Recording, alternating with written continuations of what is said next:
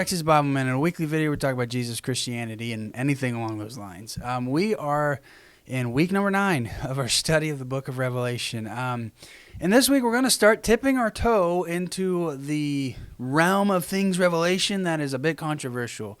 And we're going to do that at the end.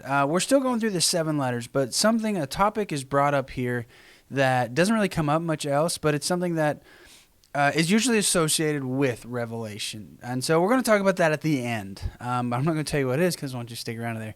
But we're going to be in Revelation chapter 3, 7 through 13. And there's actually a couple of these topics, these hot button issues that are brought up just in one single verse. But other ones are dealt with later in this book as well. So we're going to deal with one big controversial topic. And so I recommend you stick around. Otherwise, let's get into this. So as always, got to know the 3 things about Revelation. John, either John the Apostle or one of John's disciples wrote it. They're too similar not to be.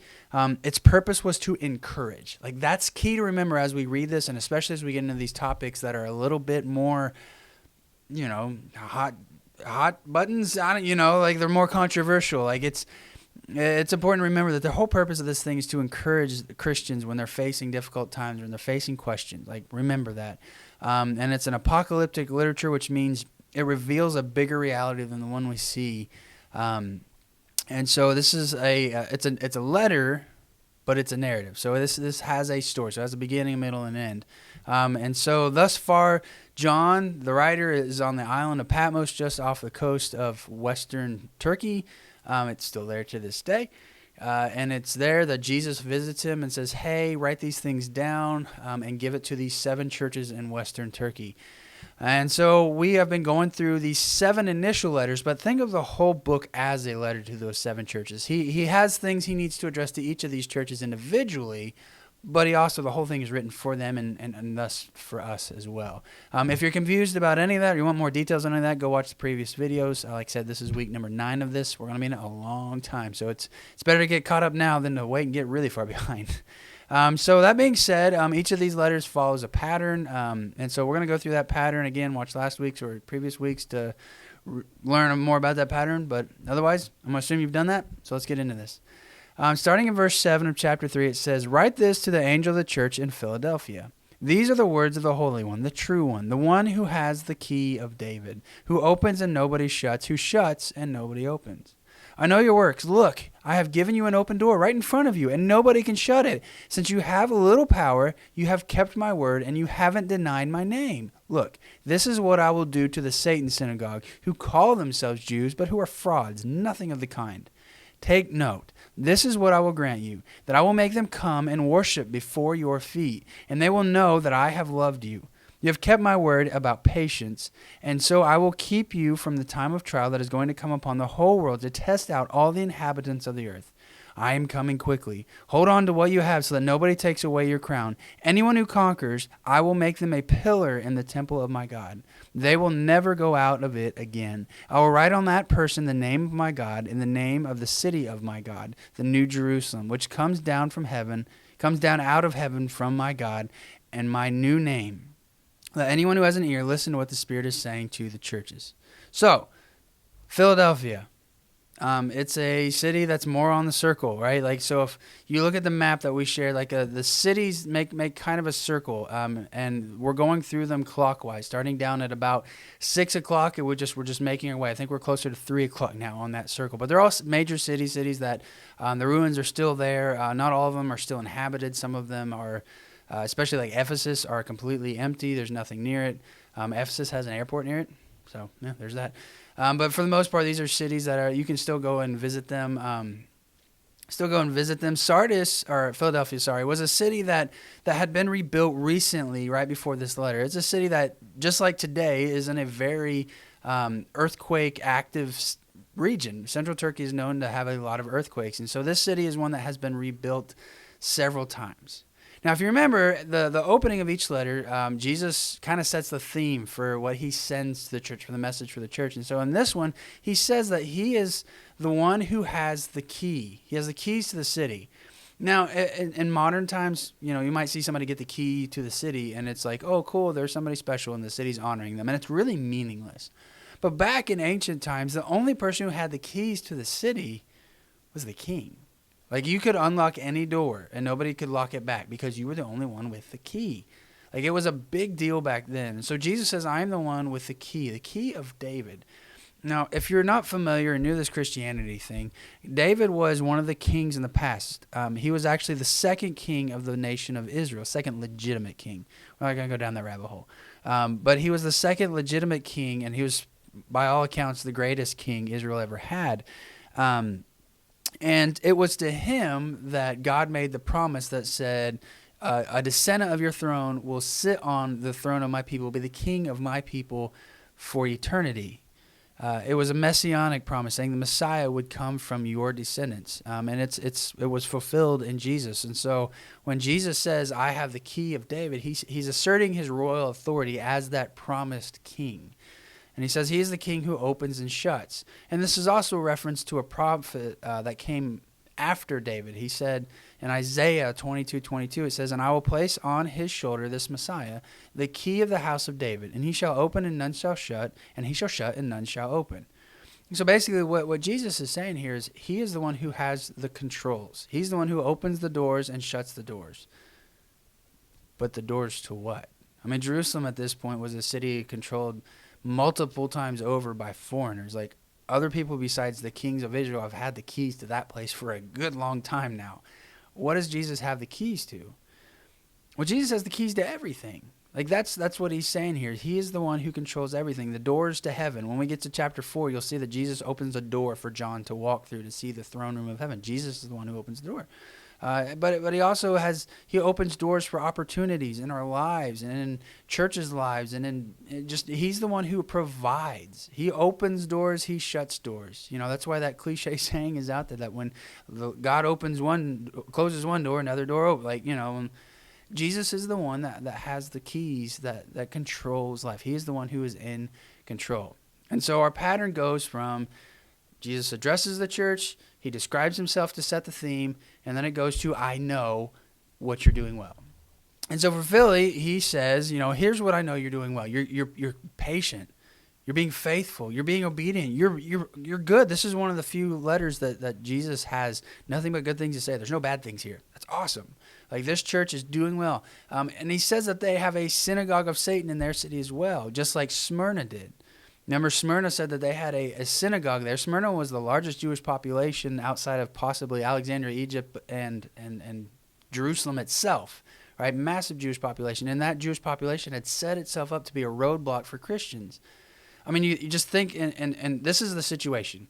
Both groups are claiming to be the people of God, the people of Israel. One group says we are biologically, we are the people of Israel. We are the descendants of Abraham. Another group says we are the people of God, the people of Israel, because we are the people of faith.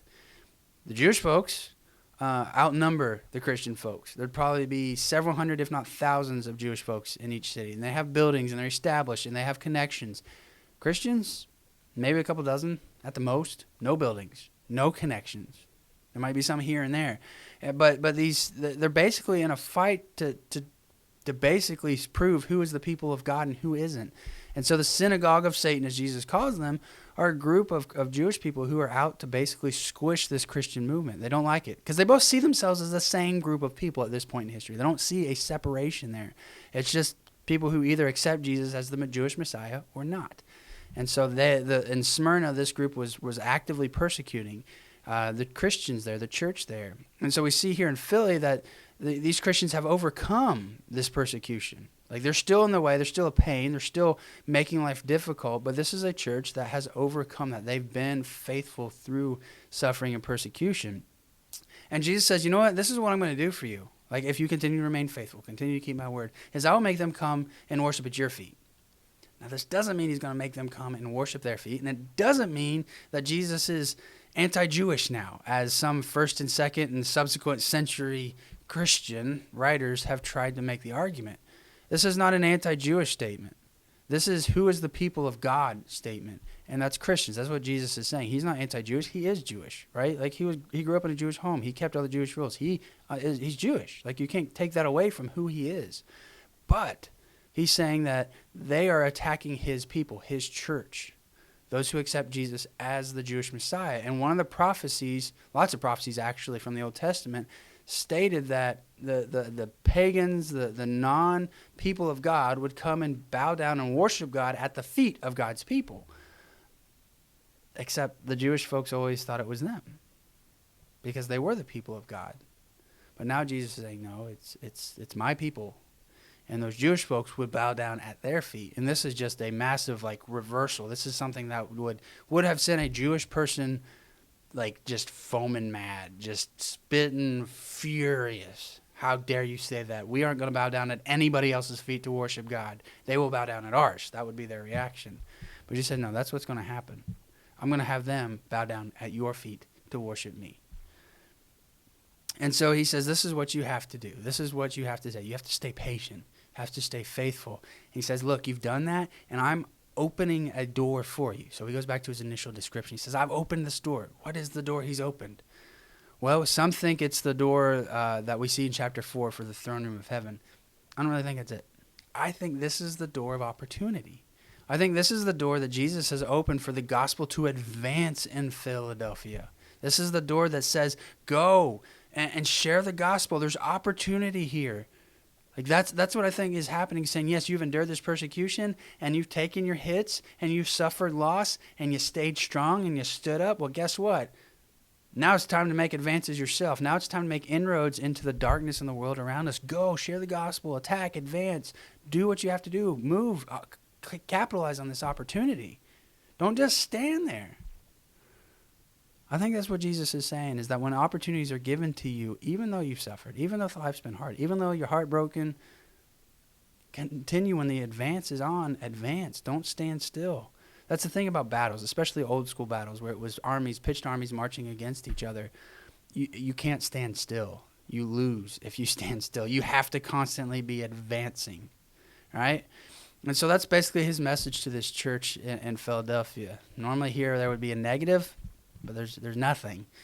And so we get to the solemn reward and promise. The promises or rewards are they're sometimes both for all churches. And so here he says, here's the rewards for you if you stay faithful, you conquer. He says, number one, you'll be a pillar in my temple. Now, ancient cities back then would have had tons and tons and tons of temples in them. We know that. We can still find the ruins. Some of them are still standing. We know that the temples were a big part of it.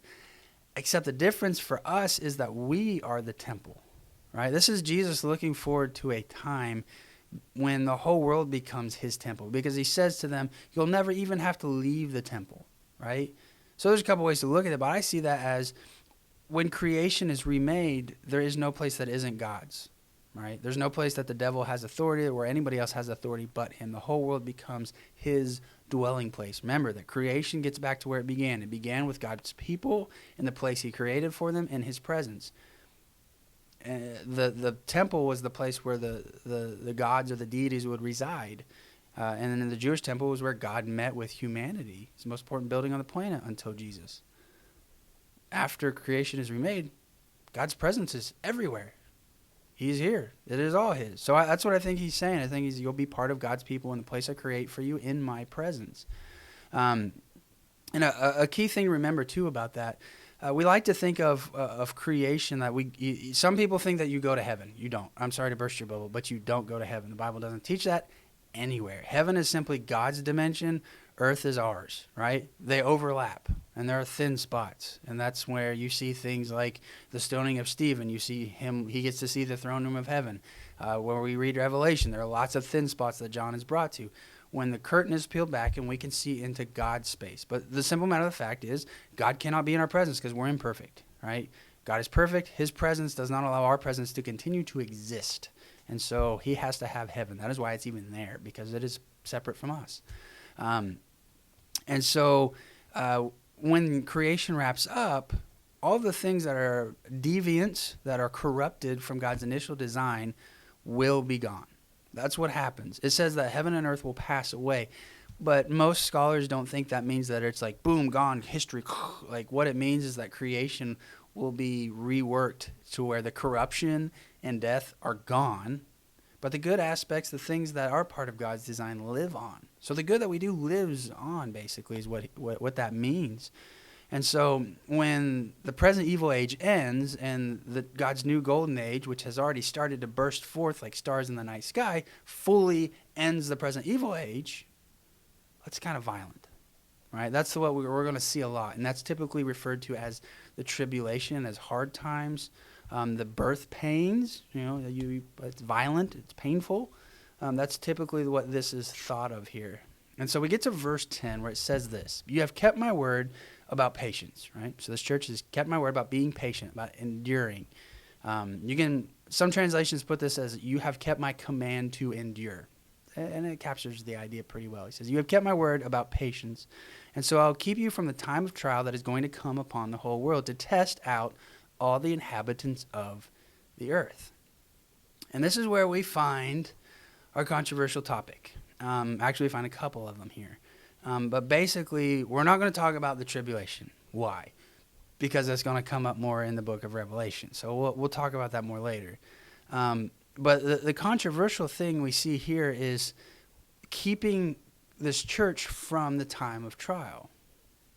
This is one of those verses that people who ascribe to the rapture point to and say, see, we're not going to be here for the tribulation, for the trial times, for the great transitioning from present evil age to God's golden age. And so is that what that means? Does that mean we're going to be taken away? So basically what I want to do from this point on is we're going to discuss the rapture. Let's talk about it. It doesn't really come up more in the book of Revelation. So this is kind of our last chance to discuss it. But some things about it before we get into this. The rapture is one of those things that Christians can debate on. We can talk about. We can point to sources about. We can write books and everything else about. That doesn't have an effect on your salvation, right?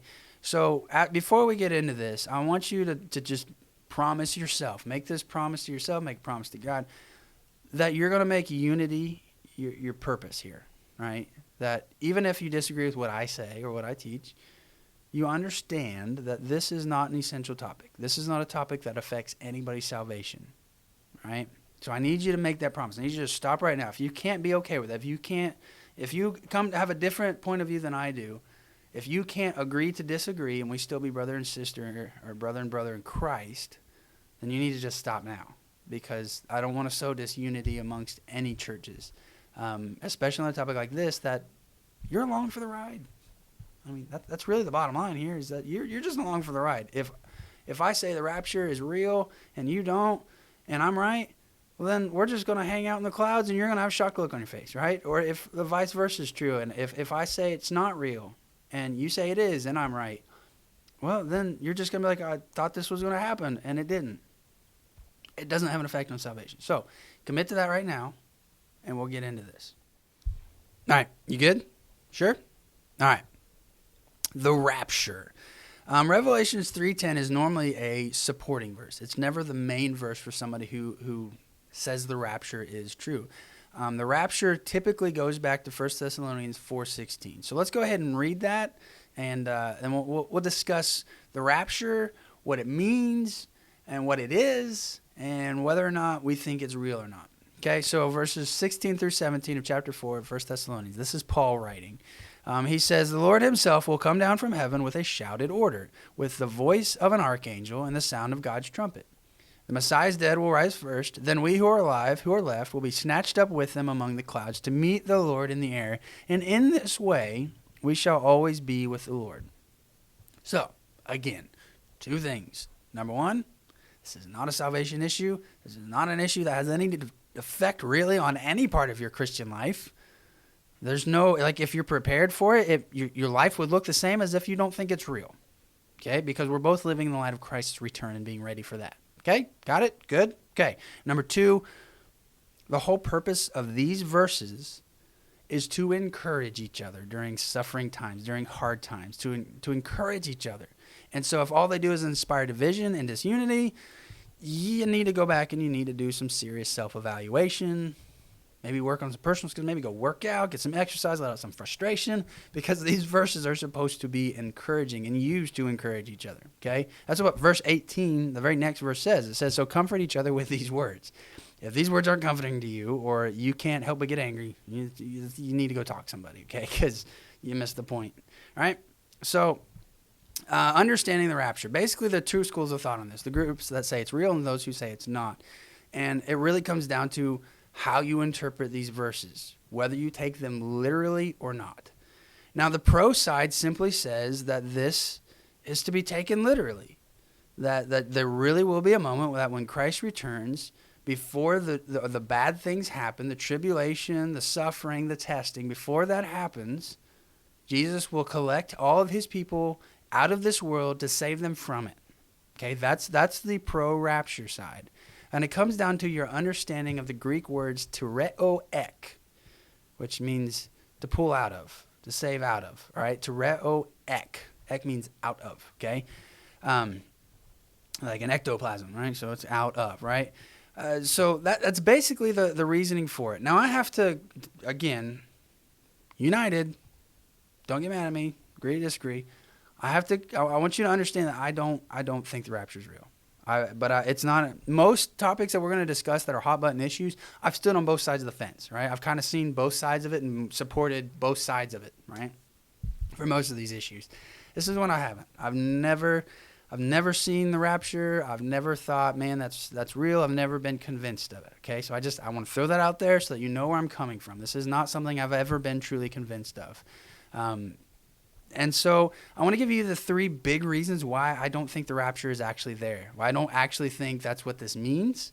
And again, if you are pro-rapture, if nothing else, this will help you understand the other side of the argument and help you form your own arguments better. You know, like if you're dead set the rapture is real, but if not, if you're on the fence somewhere, whether it's real or not, hopefully this will sway you to see it my way. But again, if not, it doesn't matter. Okay. So the first reason why I don't think the rapture is in the Bible is the author's patterns, right? So Paul's point in 1 Thessalonians 4:16 and 17 is the same as in 1 Corinthians 15:51 through 54 and Philippians 3:20 and 21. And in both of those sections, it's pretty unanimously agreed upon that they're talking about the change, the physical change that happens to us when Christ appears, when we're raised from the dead, if we're not alive when Christ comes back. And it's the same thing that happens to all of creation, like we talked about a little bit ago, that the things that God doesn't want here, that aren't part of his design, go away with, the bad things. So the corruption and death go away. Our new bodies will be physical, right? God created the world to be physical. It didn't become physical when it broke. It was always physical, and it will always be physical. But it wasn't designed to die, and it wasn't designed to break down, and it wasn't designed to deviate from God's design, to be corrupted. So when in those two verses, it's pretty well agreed upon that they're talking about we will be given this incorruptible, deathless body that will last for eternity. It won't wear out, no more back pain, blah, blah, blah, blah, okay? That's what that means, that we'll be transformed into that or be given new bodies like that if we don't have a body because we're dead. 4:16 and 17 is talking about the exact same thing, all right? It's not talking about something different. It's talking about the same thing. So if you go and you read those verses, again, 1 Corinthians 15, 51 through 54, and Philippians 3:20 through 21, you'll see that they share the same point, all right? So they have the same point. And then verse 16 and 17 in 1 Thessalonians, those verses have three humongous references that are very easily placed right against it. The first one is Moses returning from Mount Sinai. So Jesus comes down from the clouds. Moses, when he met with God on Mount Sinai, it was covered in clouds. Jesus was gone away for a while, and then he returned. Moses was gone for an extended period of time, so long they thought he was dead. And he comes down off the mountain and meets with his people, same as Jesus comes and meets with us. So there's a huge parallel there that every Jewish person reading 1 Thessalonians would have picked up on immediately. Like for us, 2,000 years later, who weren't raised with the Jewish scriptures as the core part of our lives, we miss this. And so those folks who take it literally are missing out on this. The second one is Daniel 7, in which the people of the saints most high, that is the people of God, they're vindicated over a pagan enemy, and then they're raised up to be with God in glory. I mean, the metaphor, as Dr. Wright says, Tom Wright says, he says, it's applied to Jesus in the Gospels, right? So it's a metaphor where the Most High is rose up like a son of man. He's given vindication. So Jesus was conquered, he was killed, but then he rose from the grave and defeated death. He defeated the enemy, right? Here it's applied to Christians who are suffering persecution, that in the trying times they will be vindicated, right? It's a direct parallel to Daniel 7. And third, this is a secular it's a secular reference that everybody that Paul's original audience would have picked up on is when an emperor comes to town, everybody in town left town and met him out on the road and escorted him in. So this is another thing that meeting Lord in the air. So think of open air. If somebody says, we're going to an open air concert, they don't mean up in the air. They mean out in the outside. It's the same kind of deal, that you're going to go meet God out on the road. You're going to meet Jesus out on the road and escort him into the new city, into the newly remade world. So we are remade. The corruption, death is gone. The world is remade. Corruption and death is gone. We go out and escort Jesus into the new Jerusalem, into the new creation. That's what these verses are referring to. And it would be weird if Paul and John were referring to, were being literal, when the rest of their patterns, when they're talking about this stuff, they get very figurative. I think the biggest issue here is that we see that there's 2,000 years of a gap, and we don't pick up on these references, where they're not familiar with them. You know, I will be the first to say my weakest part of my knowledge of the Bible is the prophets. Without study, without people wiser and more knowledgeable than me pointing these things out, I wouldn't pick up on them either. But once somebody has shown them to me, it's like, oh, well, yeah, that makes way more sense. It fits with Paul's pattern of constant references. It fits John's pattern of constantly referencing Old Testament and cultural things.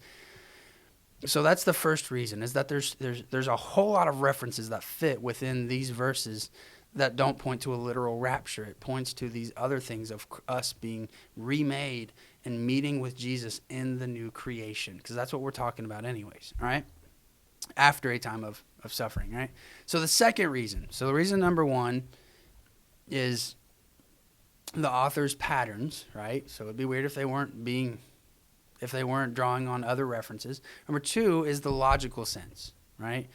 It would be illogical to expect God to act like this. Now, as I say that, I'm not going to put God in a box. God does not stay in our boxes, right? As soon as you come up with a hard and fast rule outside of the foundations of Christianity, that's typically when you find that God operated a little bit differently that one time in this one place, and then you find that one, and then you find like 10 others. Like, you can't put God in a box. God is God. It's his world. It's his story. It's his movie. We just are in it, okay? He does what he wants.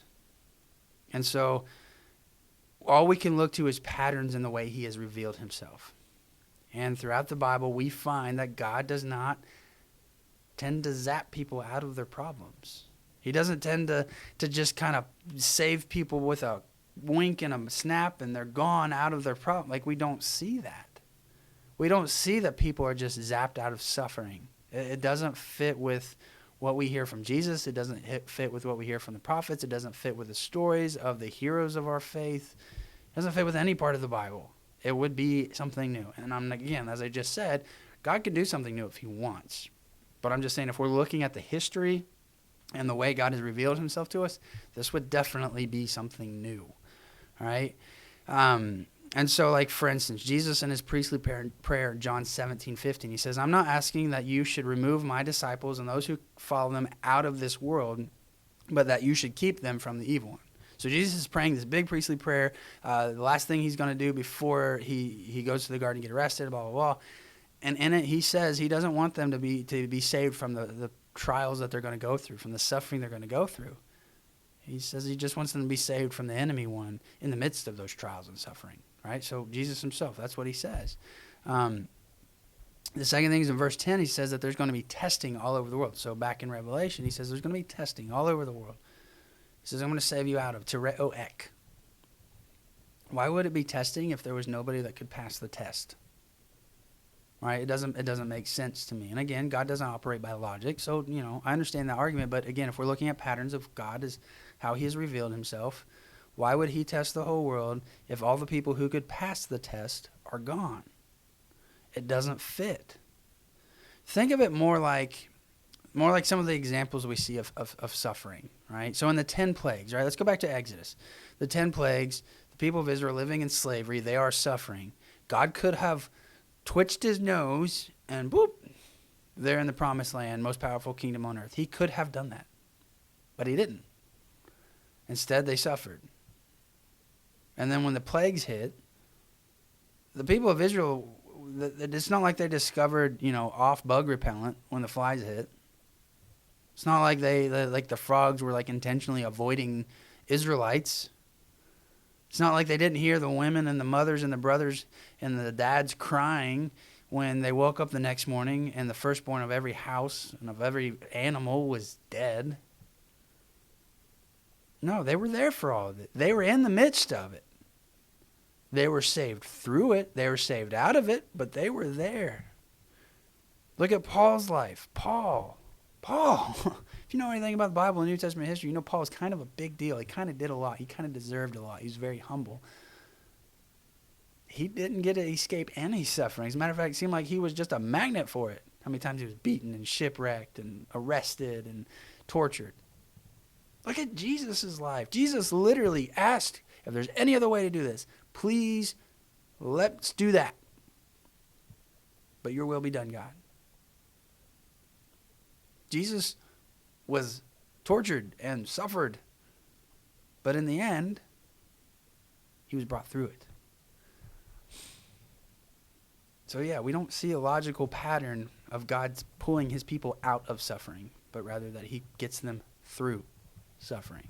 So that's reason number 2. It doesn't make sense with the rest of Scripture. And the last reason is the historical origins of the doctrine. Now, I'm part of the Restoration Movement, Church of Christ Christian Church. Some of those are real weird, okay? If you're not part of us, if you're somebody completely just, you found me on the internet, cool. Some of us are real weird, and we those of us in my kind of part of this movement are like, we don't really know them. But for the most part, our movement was built around the idea that Christianity had gotten so twisted and convoluted in so many different versions and disagreements and sects and all these different divisions amongst us that we just wanted to go back to the beginning. What did the original church say? Well, let's trace everything we do back to the original church, to the original apostles, to Jesus himself. And if we can't find it there, we have to have a real good reason for doing what we do. I mean, and there are some things like church buildings. The original church didn't have buildings. It's justified to have a building, okay? It's not that, right? But that's kind of the core of why we do what we do and why we believe what we do. And so when we have a doctrine, something that we believe about God, the origin matters. We need to know where it came from. If we can't trace especially a doctrine about God back to Jesus or his apostles, it needs a real fine-tooth comb to be gone through to see why we believe it and where it came from. And so when it comes to the doctrine of the rapture, let's trace it back. Let's see how far back we can go. And the research out there says that the earliest person we can find is Ephraim the Syrian. Ephraim the Syrian is a saint according to the Orthodox and the Catholic churches, right? They both revere him as a saint, even though they both very much don't agree with the rapture either. And part of that is because some of his writings weren't translated until very recently, in which he says, yeah, the rapture, I think that might be something, right? And so he lived from 306 to 373 AD. So he lived about 200 years after the Bible was finished, after the last words of the Bible. So we have about a 100-year gap that we can't find anybody who said anything about a rapture. And even it's really just one line, and it wasn't widespread. We don't find a bunch of writings that go along with this. So it wasn't something that you could go into your local church and hear somebody talking about. It was something it was more than likely just something he thought up and wrote down. We don't even know if he stuck with it, right? We don't. We just know that he wrote it down this one time and thought, maybe this is the way what was meant there. And it wasn't widespread. There weren't people teaching this. And then there's relative silence until Joseph Meade, and he lived from 1586 to 1638. So we've got a long time, well over 1,000 years before it's really talked about. And Joseph Meade popularized the idea. It wasn't that it was widely embraced, but it was popularized. So Joseph Meade put out this book, and it got the idea out there. So people were aware of it. But again, it wasn't widely accepted. It was just well known. Think of this kind of the way people think of the Westboro Baptist folks. Almost no Christians agree with them. I would say that no real Christians agree with them, but almost no Christians truly embrace what the Westboro Baptists teach. about God's hatred, right? But everybody knows about him. Everybody knows what they teach. Don't agree with him, but they know what it is. That's kind of the way that Joseph Mead's book was received. It was insanely popular for its time, but it wasn't widely embraced. It was just widely taught, okay? And so after that, it doesn't become widely embraced until the Millerism era, which if you've never dug into the Millerism time, or in the early 1800s, you need to. It's very, very interesting. It birthed the Pentecostal movements. It birthed the Seventh-day Adventists. It birthed the charismatic movements. A lot of modern American Christianity was birthed out of the Millerism of the early and mid-1800s. And basically, just in a nutshell, there was one guy named Miller who was claimed to be a prophet and shared all these prophetic teachings, these words from God. Most famously, he claimed to know when the world was going to end. And spoiler alert, it didn't when he said it would.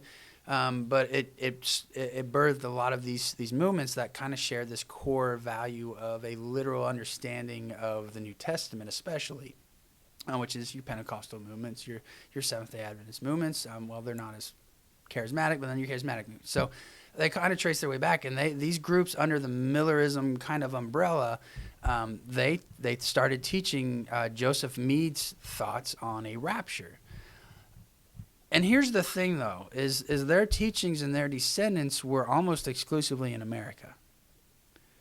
And so to this day, if you were to travel overseas and you talk to Christians and churches that aren't descendant from one of these Millerism groups, like an American didn't go and plant that church or start the network that planted that church, almost nobody believes in the rapture.